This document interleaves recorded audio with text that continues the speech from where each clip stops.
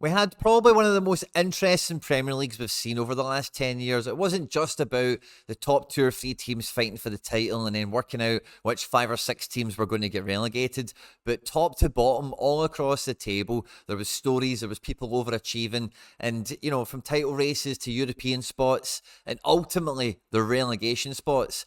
There was battles, there was stories, there was drama, there was twists, there was turns, all the way through the season. I had a great time paying attention to it from afar. But really, like I was saying there, once we got to the end of the season, one of the most interesting and captivating parts of the Premier League this year was the relegation race. I don't remember a relegation race before, or a fight against the drop, or however you want to phrase it, where teams like Everton, Leicester, West Ham, so many like proven regular cast members of the Premier League were in genuine jeopardy of going down. Ultimately, it was Leicester, recent Premier League champions, that paid the price and took the final spot, and they will be playing Championship football next year alongside Leeds United, who, you know, bringing in Fireman Sam, didn't quite work out for them. I thought it would have. I rate Big Sam, but alas, it was a mountain too high for him to climb, and Southampton were pretty much nailed to the floor of the table for a good portion of the season. Doesn't really surprise anyone. But all 3 of those squads that did go down spent a lot of money on recruitment, ID'd some incredible talent from across football, and all 3 of them are going to have very interesting transition periods, with all 3 of them being relegated in very different situations, and their bounce back and their attempt to do an immediate bounce back from the Championship to the Premier League is going to be very, very interesting to watch from afar. In the video today, we'll be looking at all the possible outgoings and any reasonable expectations we've got for any existing squad members to be able to step up and be a huge player next year, potentially in the Championship for the clubs that we'll be looking at. At any point in the video, if you laugh, you learn, you like something or whatever, please do like and subscribe to the channel, share and retweet, and all that good stuff, guys. And how good is this? The guys at QuinnBet have enhanced their UK welcome offer, where you can now get a free bet up to £35. It's for new customers that sign up only. You can check out the full terms and conditions on their website, quinnbet.com. See the link in the description of the video and the pinned comment. By clicking on those links, you support all the content here at the channels, with QuinnBet sponsoring the content, so I thank you in advance if you do so. But it looks really impressive to me. It is 18+, and remember, folks, always gamble responsibly. And let's just get stuck straight into it. Now, for me, Leicester are probably in the strongest position to bounce back. Okay, now there's a few reasons that I say that.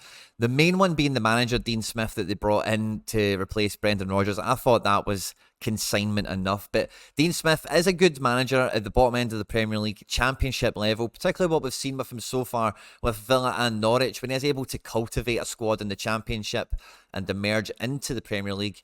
So I do think that Dean Smith gives them a little bit of a head start. In goals, I don't see them doing I don't think there's going to be many clubs chapping down the door to get goalkeepers out of Leicester, so you're maybe looking at the same sort of guys. But players like Soyuncu looks like he'll be going to Atletico Madrid. It could be an incredible defender for them. I think he really fits Atletico Madrid, and, you know, depending on how many cards he may or may not get and his injury status, he might actually be a bit of a breakout player at the top end of European football next year, because he had incredible numbers in the Premier League and in the Bundesliga before joining Leicester. Similarly, I would be quite optimistic about watching where Timothy Castagna is going to end up, along with Ricardo Pereira, because both of those guys are very credible attacking fullbacks in the top end of European football without being Champions League level, if you get me.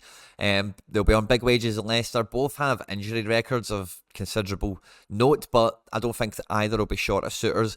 And because they are quite attacking fullbacks, those are guys, again, that could go out somewhere else and become very, very useful. In terms of guys that are already in this defence, I would maybe be paying attention to. James Justin performed very well when Rodgers had Leicester singing and dancing, so he could be quite an obvious one. Luke Thomas is through the academy and had enough experience. Harry Souttar is probably someone that would become the rock in defence here. I don't know what the situation is with Johnny Evans, or Wout Faes. Now, Wout Faes is someone I'm really excited about in general terms. I don't think he covered himself in glory in the Premier League, and is probably quite likely to stay at Leicester. At the age of 25, the Belgium youth international, I'm not sure if he's getting any senior caps yet, could be brilliant in the Championship, playing like 42 games and really getting that opportunity to find his feet in English football and stake his claim with the Leicester fans and in the best 11 for Leicester. So that could be something. But midfield is where it's all about. James Maddison is on. He's not playing Championship football next year, and he will probably be looking to make a top 10 transfer of some description. He takes set pieces, he can dribble, he can shoot from outside the box. He's a high octane, high scoring player, and he's somebody right now that, you know, In terms of so rare cards and that kind of thing, the market will probably be quite standoffish on him at the moment because we want to see where he ends up exactly. Is it actually a good team, or is it a less attractive proposition, as it were? Yuri Tielemans, but he's out on a free transfer and he'll probably go back to the continent, I would imagine, and that only does good for his scores. Very good youth player from Anderlecht and Monaco in the times that he's played there. But for Leicester, he's been good, but he's been very patchy. But I think, again, at a free transfer, he will not be short of suitors. Harvey Barnes and Kieran Dewsbury Hall, if they are convinced to stay, I think they will be phenomenal players in the Championship for Leicester. And if Leicester were to finish first or second, I could see these types of guys being huge players and getting them in that position on the table. I think Dennis Pratt is leaving. Pretty sure I've caught that somewhere. And the rest of the roster that we see here, there's nothing else much. It's more about the outgoing. So I suspect with the Leicester midfield, if Soumare is probably going to go as well, French Ligue 1 champion, and he'll be on big money. It will be more of the additions if you're looking to get into the Leicester midfield for Championship football next year. But Harvey Barnes and Kieran Dewsbury Hall were definitely guys I'd be paying attention to their staying status. In the Championship, if you can get a good guy that's going to play like 95% of matches and be up there for the Golden Boot, you're talking about a guy that's going to be bringing in about 30 odd goals. And between the listed forwards that we have here, any of them that stay and any of them that play consistently, I've got to bear with a shout. Jamie Vardy at 35, 36, 37, whatever age he's going to be throughout the season, could have a little, Indian summer moment. Maybe he breaks 20 goals or something like that. But at his age and the style of play he has in the Championship in particular, I don't see him playing over 40 games in the league. From the start, certainly 90 minutes, even at a push. I'm a huge fan of Iheanacho, and I think if he stays at Leicester, he could be Golden Boot. He could win the Golden Boot in the Championship, no problem at all. His goals per minute ratio from when he was at City blew my mind, and I've paid attention to his career really ever since. And I would like to see him get a good transfer. I think he could go somewhere and be a very effective striker. But if he fancies himself staying in this Leicester team and really pushing on, this could be a great season for him to really... Because again, Iheanacho kind of suffers from never being the number one guy, and I guess he's had some spells under Rodgers, right? But anyway, you get what I'm getting at. Patson Daka as well, but his injury status, I don't see many people queuing up for him, and if he's fit and available for Leicester in the Championship, he could be, again, phenomenal. We've seen Ismail Assar and some other guys recently go into the Championship, Ruben Neves and one or two others, and that elite level can really accelerate a team's recovery from the Championship to the Premier League. Now, Leeds United, I've got much less faith in them having an immediate bounce back, and the reason I say that is quite simply the way that they've approached building their squad. When they got promoted was Bielsa, right, as we know, and the transition thereafter, which you do not need me to catalogue for most of you guys to be able to tell me more about it, I'm sure, is it's been very haphazard and all over the place. And a lot of the signings that they brought in, particularly in the winter window, are all over the place. Big money, no clear, coherent idea, identity, philosophy going on with the players that are getting brought in. So it will be very interesting, it leads to see who goes. Now, the main problem with that is that a lot of these transfer sagas are going to be very protracted and they're going to go all the way to the deadline, and that's going to really stifle Leeds' ability to replace and replenish their squad and make sure that they know what they're doing and get their business in order. So I really do fear for Leeds. I don't think they can start the season well. That doesn't write your season off in the Championship. Meslier this morning has been linked with Porto, so if he was to go, Rubles, I don't know what his contract situation is. His contract is up now, so he's probably going to walk if he doesn't get an extension. So are they looking for a goalkeeper? In defence, guys like, I think Liam Cooper could be brilliant. He's a Championship level defender at the age of 31 for Leeds in the past, and just generally how he seems to be. Christensen, I'm not too sure. He could probably stay. I don't think a lot of people will be queuing up for him. Robin Koch has had links away already. Max Wober is an international as well, so that's quite likely he could maybe see suitors elsewhere. Stroyek is getting links all over the place, so I could see him going.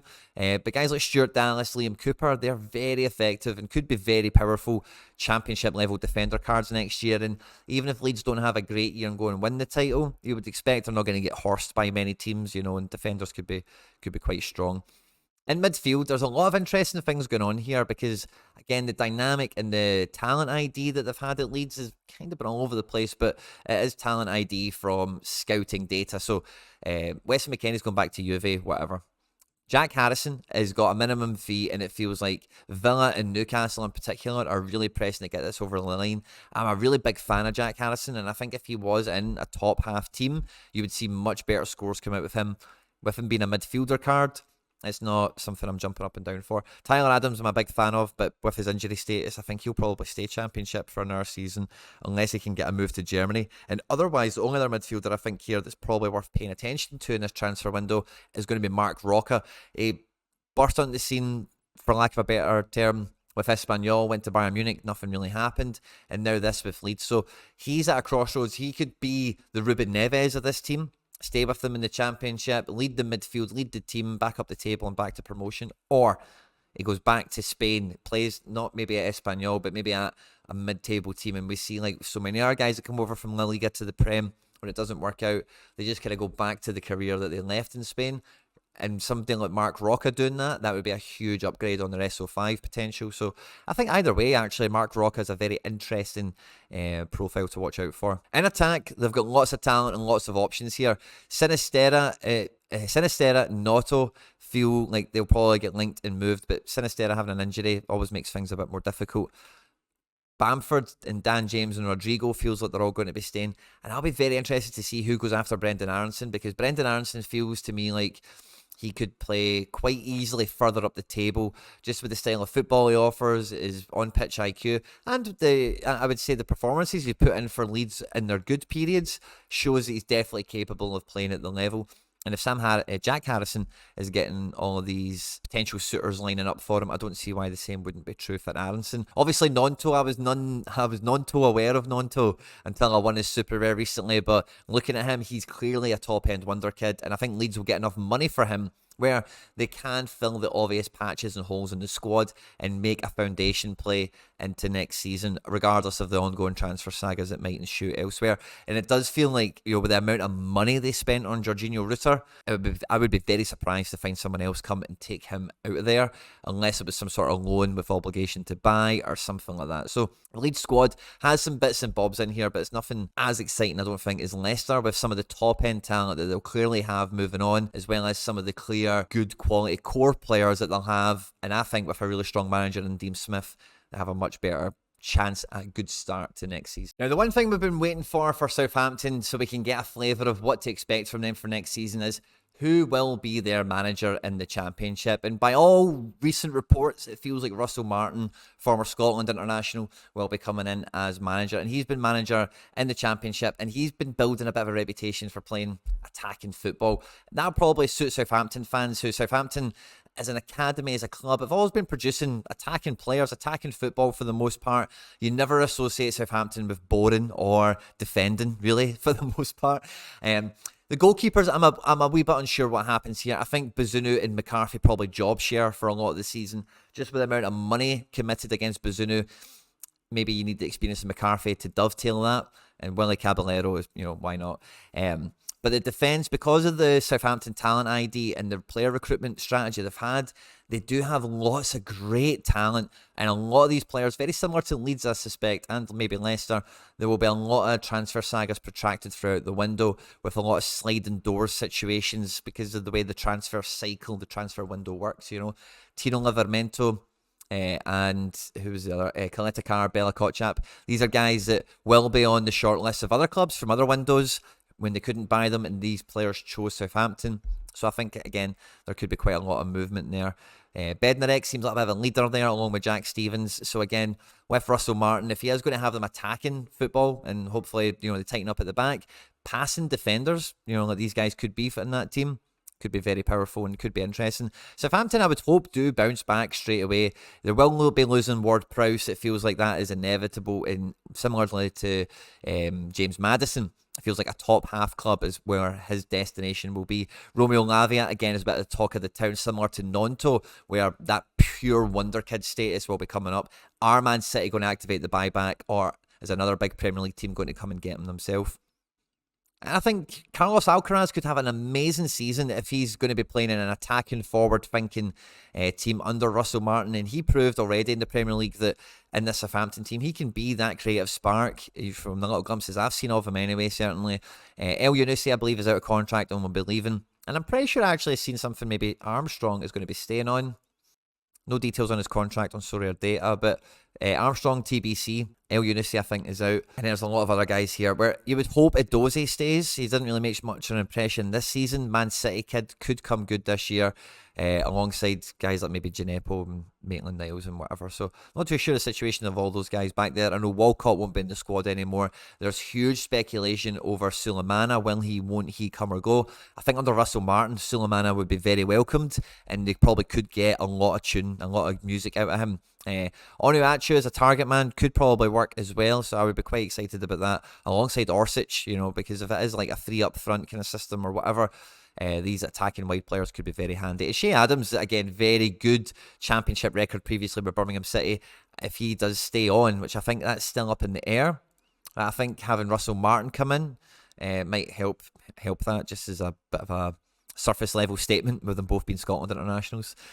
But on Sorare, there's a lot to love about relegation because all those guys going into the championship, maybe playing 42 scored matches a season with midweeks and all that good stuff could be great utility.